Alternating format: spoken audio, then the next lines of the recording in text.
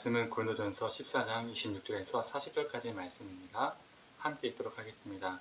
그런데 형제들아 어찌할까? 너희가 모일 때 각각 찬송시도 있으며 가르치는 말씀도 있으며 계시도 있으며 방언도 있으며 통역함도 있나니 모든 것을 덕을 세우기 위하여 하라.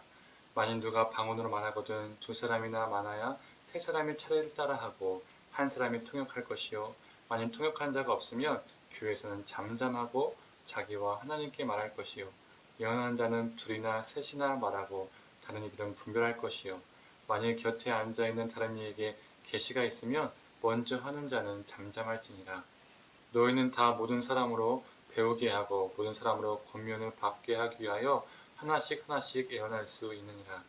예언하는 자들의 영은 예언하는 자들에게 제재를 받나니 하나님은 무질서의 하나님이 아니시오 오직 화평의 하나님이시라. 모든 성도가 교회에서 함과 같이 여자는 교회에서 잠잠하라. 그들에게는 말하는 것을 허락함이 없나니 율법에 이른 것 같이 오직 복종할 것이요 만일 무엇을 배우려거든 집에서 자기 남편에게 물을지니 여자가 교회에서 말하는 것은 부끄러운 것이라. 하나님의 말씀이 너희로부터 나은 것이냐 또 너희에게만 임한 것이냐.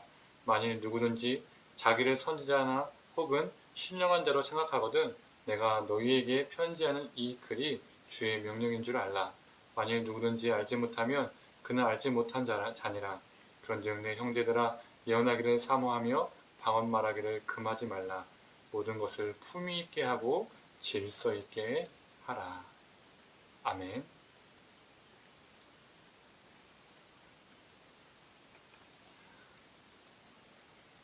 바울은 방언에 대해서 이야기를 하고 있죠. 방언을 금지하진 않지만 교회 덕을 세우라고 덕을 세우기 위해서 또 자제 요청을 하고 있습니다.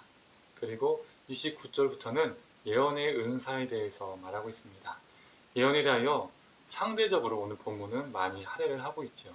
그래서 방언은 지난 시간에 했기 때문에 예언에 대해서 오늘은 더 초점을 맞춰서 설교를 하고자 합니다.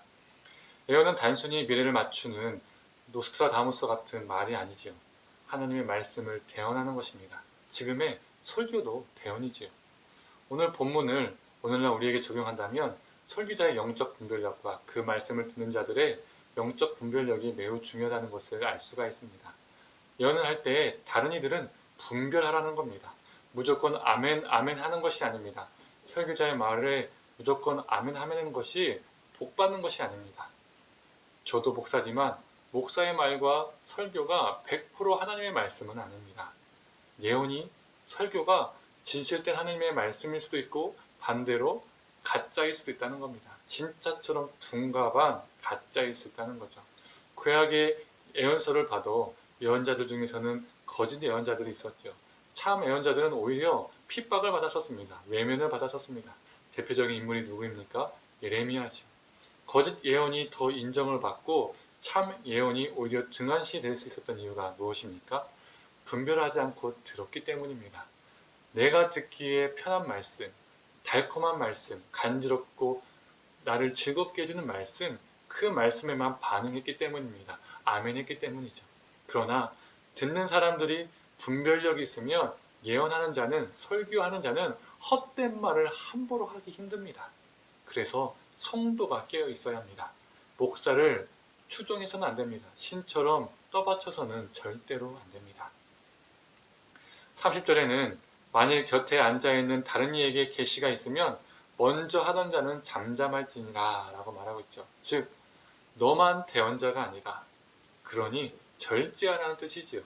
예언자 스스로가 자기의 말만이 다 옳다라고 여기지 않도록 하나님의 말씀을 자신만의 전유물로 여기지 않도록 자기 혼자 독점하지 않도록 하기 위해서 이렇게 오늘 본문의 말씀이 있는 것입니다. 요즘 목사들 가운데 망언을 일삼는 목사님들이 있죠. 자기 생각대로 떠들어대면서 하나님의 이름을 갖다 붙이고 마치 그게 하나님의 말씀인 것처럼 마치 자신이 진정한 대언자인 것처럼 말을 합니다. 그리고 자신과 반대인 사람들은 사탄의 하수인인 것처럼 말하죠. 그래서 분쟁을 일으키고 화평을 깹니다. 그런데 33절은 무엇라 말하고 있습니까? 우리 하나님은 무질서의 하나님이 아니다. 질서의 하나님이다 라고 말하고 있죠.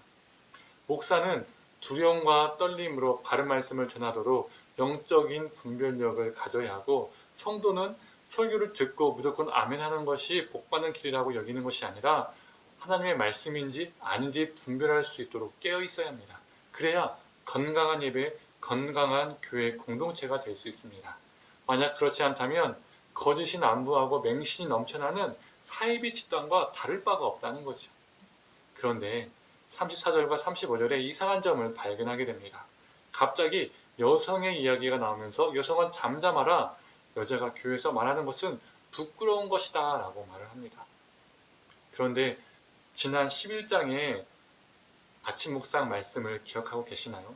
11장에서는 여성에게 기도와 설교권이 허락되었다는 것을 보았습니다. 그런데 여기서는 말하지 말라라고 언급되어 있습니다. 모순되지요.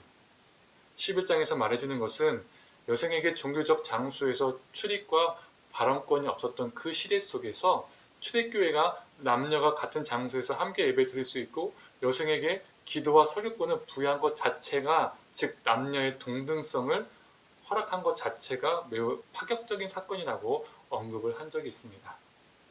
초대교회는 그랬다는 겁니다. 여성에게도 기도와 설교권을 예언하는 것을 허락했다는 거죠. 바울은 여성들이 예배에서 기도하거나 설교하는 것을 인정하고, 다만 머리에 두건을 쓸 것을 권면했습니다. 지난번에도 언급했지만 그 시대의 문화를 고려한 것이죠. 머리를 풀고 다니는 것은 성적인 유혹으로 받아들여졌던 문화였기 때문입니다.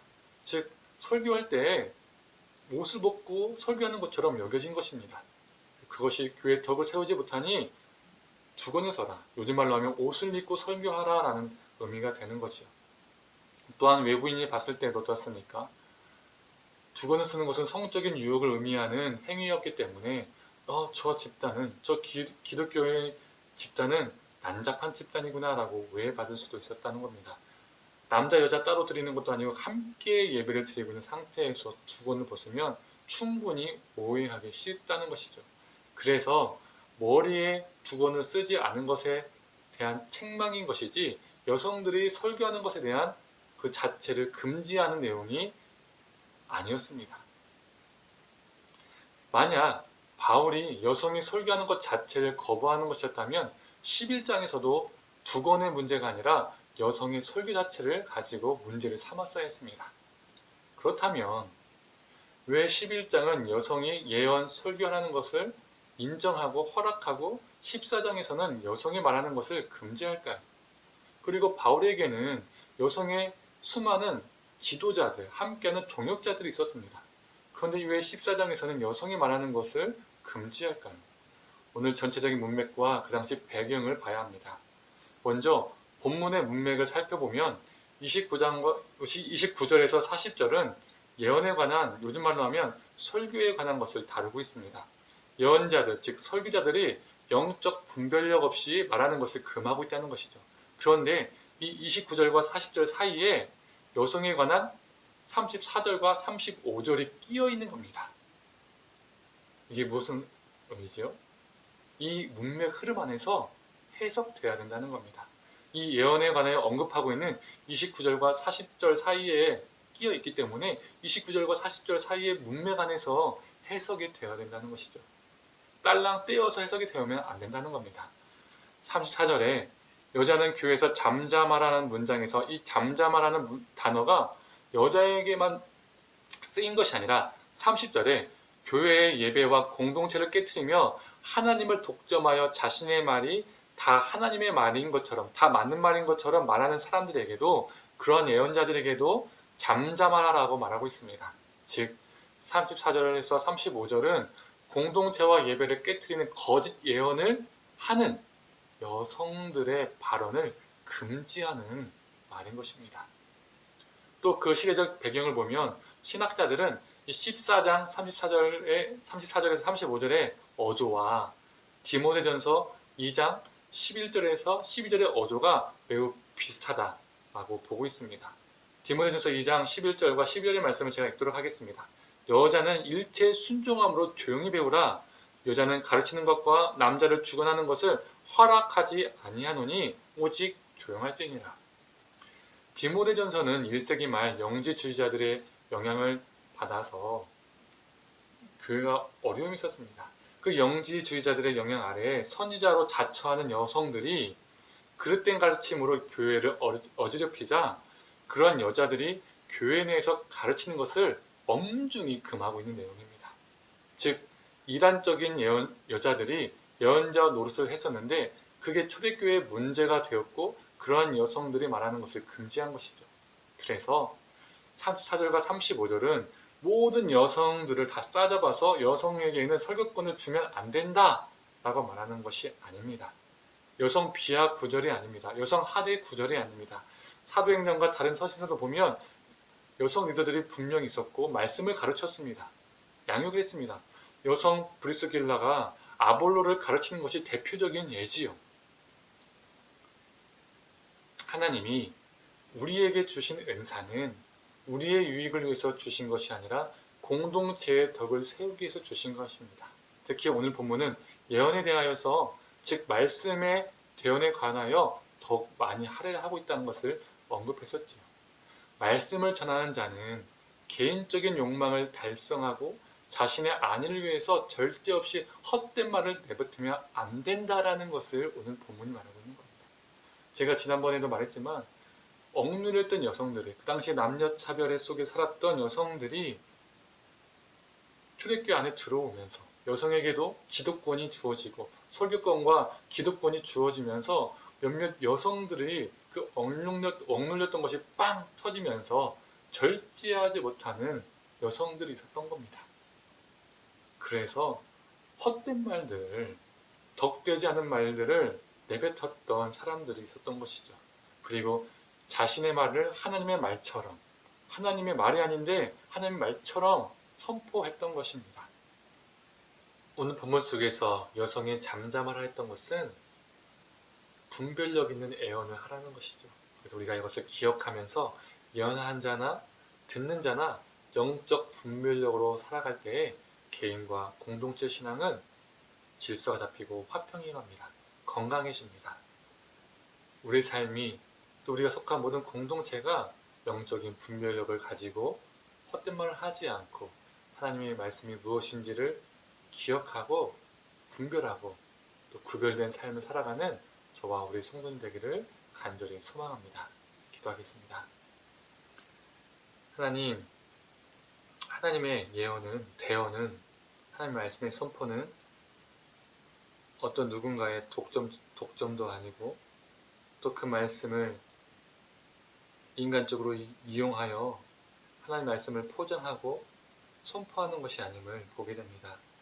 말씀을 전한 자는 하나님을 두려워할 줄 알고 하나님 앞에 깨어있어서 하나님께서 원하시는 말씀을 온전히 선포해야 하고 또 듣는 자도 무조건적으로 맹신하고 맹목적으로 따르는 것이 아니라 깨어있고 정말 이것이 하나님께서 나에게 주신 말씀인지를 분별할 수 있는 믿음도 허락하여 주셔서 말씀을 전하는 자나 듣는 자나 분별하는 그 영을 허락하여 주셔서 건강한 신앙 갖게 하여 주시옵소서.